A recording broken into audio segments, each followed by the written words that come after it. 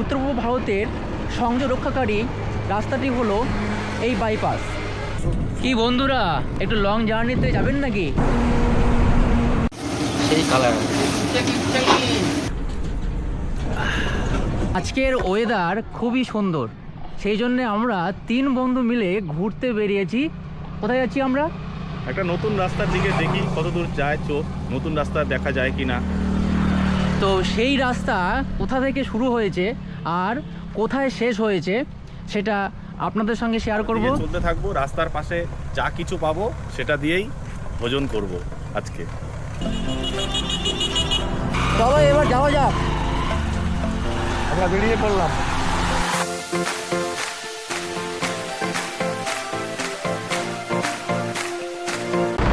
আমরা এখন চলে এসেছি দুর্গাপুর।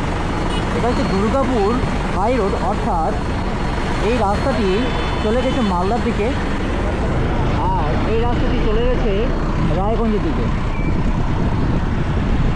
আমরা এখন আছি NH-12-এ। এই জাতীয় সড়কটি ভারতের উত্তর দক্ষিণ মহাসড়কগুলির মধ্যে একটি। এই সড়কটি দক্ষিণ 24 পরগনা জেলার বকখালি থেকে শুরু হয়ে এবং উত্তর দিনাজপুর জেলার ডালখোলা শহরে NH-27 জাতীয় সড়কের সঙ্গে সংযুক্ত হয়েছে। রূপাহার মার্কেটের ঠিক অনেকটা আগে ডালখোলা বাইপাসের ফ্লাইওভারের যাত্রা শুরু হয়েছে। আর আমরা যারা রায়গঞ্জের দিকে যাব তারা নিচের দিকে সোজা যে রাস্তাটি চলে গেছে সেই রাস্তা ধরে রূপাহার হয়ে আমরা রায়গঞ্জে পৌঁছাবো। ডালখোলা এই বাইপাসটির দৈর্ঘ্য প্রায় 5.5 কিলোমিটার।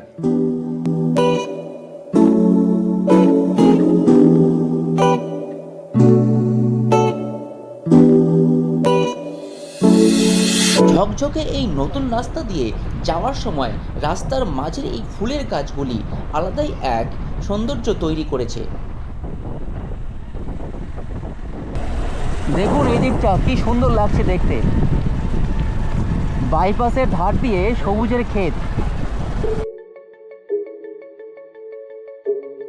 বাইপাসের ধার দিয়ে যেতে যেতে কিন্তু আমরা এইরকম অসংখ্য সুন্দর দৃশ্য কিন্তু দেখতে পেয়েছি। কখনো ফসল, কখনো পুকুর।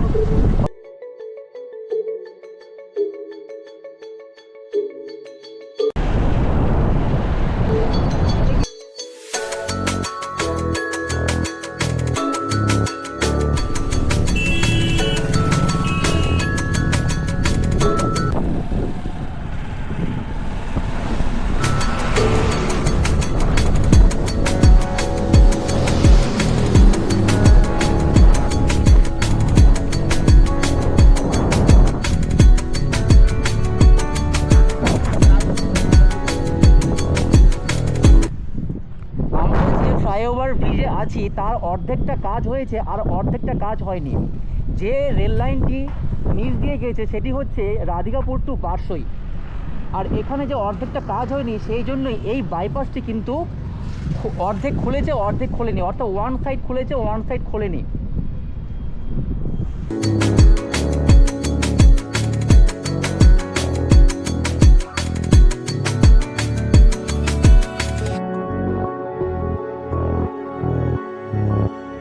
সামনে রয়েছে টোল গেট। নতুন রাস্তা দিয়েছে, টোল তো উপহার দিবেই সবাইকে, তাই না?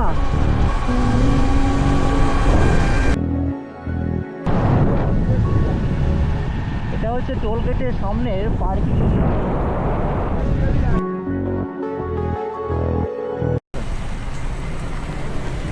দেখি এই চায়ের দোকানে চা পাওয়া যায় কিনা।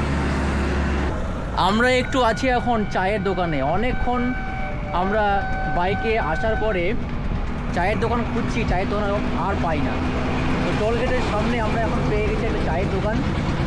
দেখুন দাদাকে চা বানাচ্ছে আর চা খাবো, আবার রওনা দেব। এটা অবস্থিত পানিশালায়। উত্তর দিনাজপুরের জেলাবাসীরা অনেক দিন ধরে এই দুর্ভোগটা ভোগ করছিল। আমরা যে জাতীয় সড়কে রয়েছি NH-12, অর্থাৎ এটা আগে নাম ছিল NH-34। এই NH-12-এর উপরেই কিন্তু ডালখোলা রেল গেটটি অবস্থিত। সেই ডালখোলা স্টেশন দিয়ে প্রায় দিনে 120টির উপরে ট্রেন যাওয়া আসা করে। যার জন্য ডালখোলার সেই রেল গেট 15 মিনিট পর পর কিন্তু বন্ধ হয়, অর্থাৎ পরে। তার জন্য একটা বিশাল পরিমাণে যানজট অর্থাৎ জ্যামের সৃষ্টি হয়েছিল। যারা আমরা শিলিগুড়ি বা কোচবিহার, আলিপুরদুয়ার এবং তুফানগঞ্জ, জলপাইগুড়ি থেকে দক্ষিণবঙ্গের দিকে যাওয়া আসা করি এই সড়ক পথে, দক্ষিণবঙ্গ থেকে এই সড়ক দিয়ে আমরা উত্তরবঙ্গ অর্থাৎ উত্তর পূর্ব ভারত থেকে যাওয়া আসা করি, তাদের কিন্তু একটা অনেক সমস্যার মধ্যে পড়তে হতো। সেই সমস্যাটা কিন্তু দূর করে দিয়েছে আমাদের এই ডালখোলা বাইপাস। আর এই বাইপাসটি আপনার পূর্ণিয়া মোড়ে গিয়ে NH-27 সঙ্গে সংযুক্ত হয়েছে।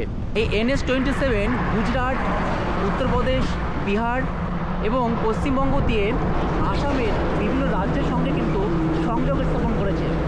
অর্থাৎ বলাই যায় দক্ষিণের সঙ্গে উত্তর পূর্ব ভারতের সংযোগ রক্ষাকারী রাস্তাটি হলো এই বাইপাস।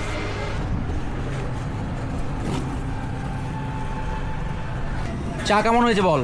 দারুণ দারুণ, ইলাইচিওয়ালা দুধ চা একদম দারুণ সুন্দর, ফাইন, খুব সুন্দর। ইলাইচি আদা দেখে এবার আমরা চা খেয়ে বের হব আবার বাইপাস দিয়ে। খুব সুন্দর হয়েছে চাটা।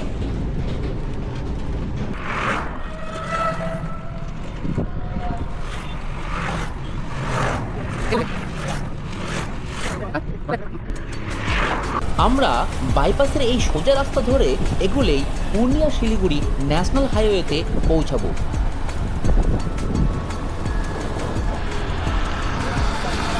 আর এখন আমরা রায়গঞ্জের দিকে ফিরবো এই NH-12 দিয়ে। আমরা এখন যাচ্ছি রায়গঞ্জের কুলিক পাখিরালয়ের রাস্তা দিয়ে। এই কুলিক পাখিরালয় এশিয়ার দ্বিতীয় বৃহত্তম পাখিরালয়।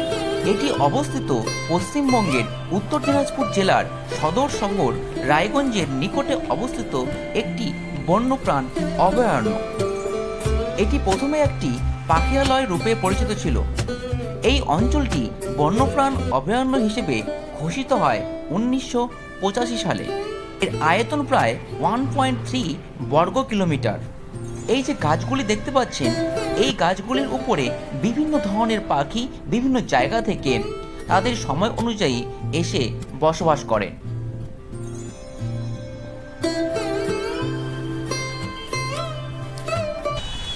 পেটে প্রচণ্ড ছুঁচো ডন মারছে, তাই দাঁড়িয়ে পড়লাম। আমরা এখন আছি জিতেন্দার সুপরিচিত রায় হোটেলে। আমার মাংস ভাত পেট ভর্তি 150 টাকা। আচ্ছা, এই 150 টাকার মধ্যে কি কি থাকে, মানে কটা আইটেম থাকে? আইটেম নর্মাল থাকলেও 10-15টা। আচ্ছা, আমরা এখানে জানি যে মাংস খুব টেস্ট হয়, ঠিক আছে। ডেইলি কীরকম লোক খায় এখানে? লোক আমার 300-350 দিন। আচ্ছা, আর 150 টাকার মধ্যে এত জিনিস তুমি দিতে পারছো? 150 টাকার মধ্যে আমরা কারিগর নাই, আমরাই কারিগর, আমরাই সব। আচ্ছা নিজে বাড়ির লোকই সব। আচ্ছা আচ্ছা। আর আমাদের এক্সট্রা কোনো ইয়ে লাগে না, কারেন্ট। আমরাই কারিগর, আমরাই রান্না করে, আমরাই দোকানদার, আমরাই সব। আপনি আমার উত্তর দিনাজপুরে যে কোনো ড্রাইভারকে বললেই আমার নাম বলে দেবে। আচ্ছা, মানে এখানে আচ্ছা হোম ডেলিভারি কি দেওয়া হয়? হ্যাঁ, হোম ডেলিভারি। কত অবধি দেওয়া হয় হোম ডেলিভারি? এখান থেকে রায়গঞ্জ, তারপরে কালিয়াগঞ্জ, তারপরে আমি ইটাহারে যাই, তারপরে ইয়েতেও যাই ইসলামপুর। ডেলিভারি চার্জ কি লাগে? ডেলিভারি বেশি হলে পরে আমার চার্জ, কম হলে পরে ওনার চার্জ। আচ্ছা আচ্ছা। আমরা কিন্তু এই জিতেন্দার রায় হোটেলে কোনো স্পন্সর বা জিতেন্দা আমাদেরকে ফোন করে এখানে নিয়ে আসেনি। আমরা আজকে রাস্তা দিয়ে যাওয়ার সময় ঈদের টানেই কিন্তু আমরা জিতেন্দার এই রায় হোটেলে ঢুকেছি। এই আমাদের আজকে খাওয়ার মধ্যে কী কী আছে? কচুর শাক, হ্যাঁ, আলু ভাজা, হ্যাঁ, মানে বটবটি ভাজা, হ্যাঁ, তারপরে আপনার হচ্ছে মূলা ভাজা, তারপরে আলু চিপস, পটল ভাজা, পেঁয়াজ লেবু চাটনি, খাসির মাংস, তরকারি, ডাল। খুবই সুসিদ্ধ হয়েছে। আর এই মাংসের লোভেই কিন্তু আমি জিতেন্দার রয় হোটেলে সবসময় আসি, সবসময় বলতে মাঝে মাঝে চলে আসি। আর 150 টাকার মধ্যে এতগুলো আইটেম, প্রায় 10-12 রকমের আইটেম রয়েছে এখানে। এটা হচ্ছে জিতেন্দার রয় হোটেল। আর এই হোটেলের দেখুন ডান দিকে রয়েছে ইলেকট্রিক অফিস বাঙ্গালবাড়ির। আর এই রাস্তাটা চলে যাচ্ছে রায়গঞ্জ, আর এই রাস্তাটা চলে যাচ্ছে কালিয়াগঞ্জ।